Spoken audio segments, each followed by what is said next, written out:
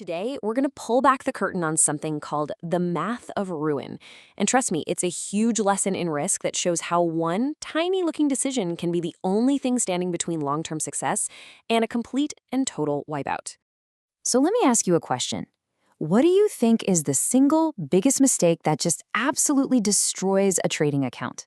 I'll give you a hint. It's probably not what you think. It's not about being on the wrong side of a trade or even having a flawed strategy. Nope.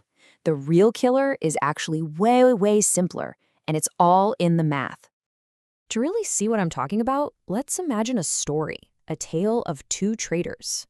They start in the exact same place, face the exact same question, but their answers send them down two completely different paths.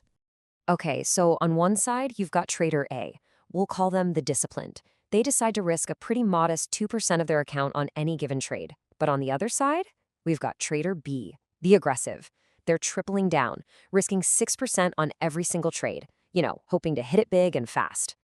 Now, this is the really important part.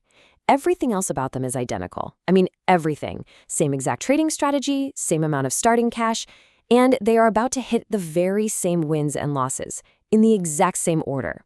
The only thing that's different is that one little number, their risk. Both of our traders are kicking things off from the exact same starting line, a $20,000 account.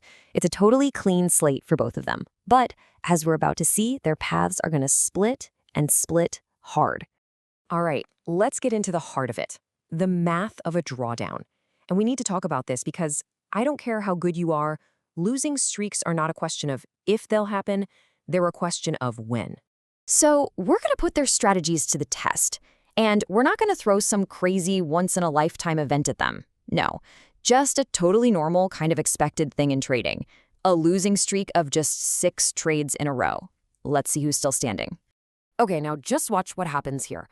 After that first loss, you see a difference, sure, but it's not world-ending.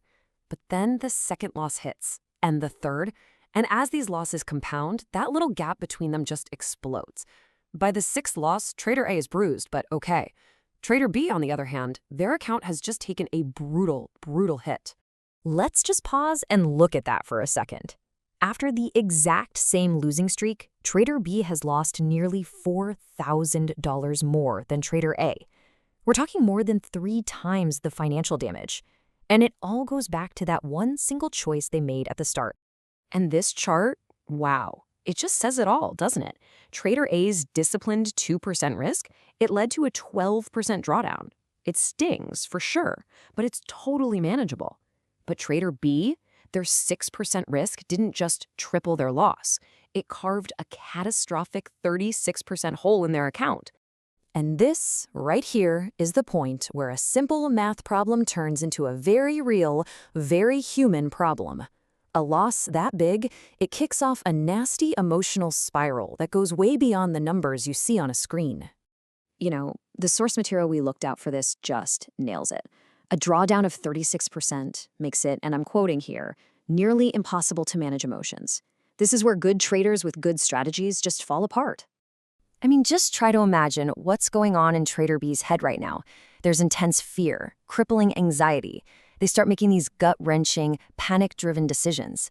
They might even fall into the trap of revenge trading, making huge, reckless bets just to try and claw it all back in one shot. Their confidence is absolutely shattered. So what's it going to take for them to just get back to even? This is where we run smack into the really brutal and kind of unfair math of recovery. Because it's not as simple as just earning back what you lost. Oh no, it's much harder than that. So let's ask the question, right? Trader A is down 12%. Trader B is down a whopping 36%.